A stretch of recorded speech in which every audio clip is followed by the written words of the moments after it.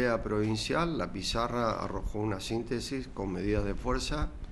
En la pizarra había una gran variedad de acciones que habían surgido de las asambleas departamentales, con muchas modalidades de acción directa. Me refiero a medidas de fuerza, medidas de paro, y por mayoría, por amplia mayoría, surgió la medida de fuerza del día de hoy, 72 horas para la semana próxima y 72 horas para la otra semana, o sea que estaríamos terminando el 1 de septiembre con medidas de fuerza. Lamentablemente, ante la ausencia de la escucha de parte del gobierno en el ámbito paritario, que es una ley, lo vengo diciendo desde hace mucho tiempo, donde se presentó el 8 de agosto el pedido de apertura al Ministerio de Trabajo, pero el Ministro de Trabajo forma parte de la conducción del gobierno de la provincia.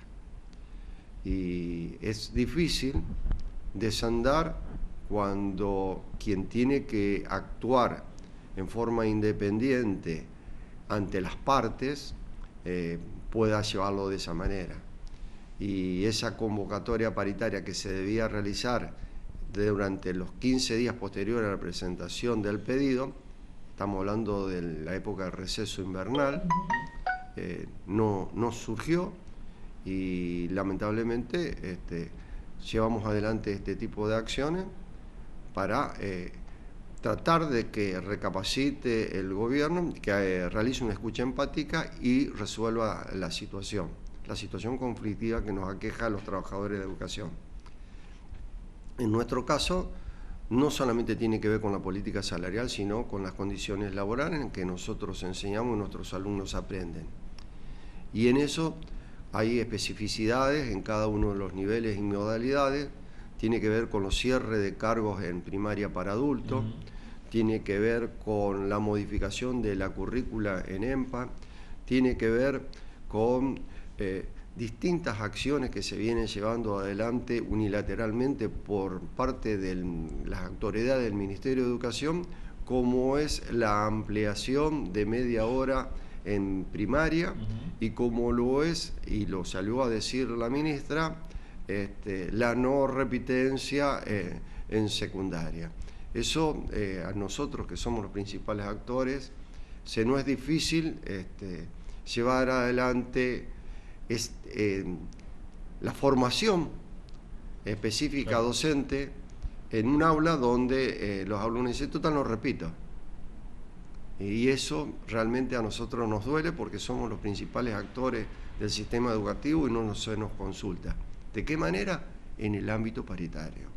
Hay concursos que están demorados, hay concursos que se tienen que realizar, hay acciones de este gobierno desde cuando asumieron, como fue la destitularización de un grupo de docentes que habían concursado, y por el hecho de que el acto efectivo de la toma de posesión surge por el retraso de las actividades que se venían desarrollando en ese concurso durante los últimos 6 meses previo a la toma de posesión. Es un concurso que se hizo de la forma transparente, donde actuaron todos los estamentos del gobierno provincial, como fueron las juntas de escalafonamiento, como fue la junta evaluatoria para poder llevar adelante este proceso de titularización, y el gobierno actual dio marcha atrás. Cuando ya eran titulares los transformó nuevamente en interinos. Hay cosas que realmente a nosotros nos preocupan. El tema del IAPO. El tema del IAPO tiene que ver con el desfinanciamiento de la obra social y de qué manera se administra, ¿no? Porque los principales afiliados o socios del IAPO son los trabajadores, y no estamos en el directorio para analizar y ver y debatir de qué manera se lleva adelante este proceso de salud para los trabajadores, no solamente los trabajadores de educación, sino el resto de los trabajadores de la Administración Pública Provincial.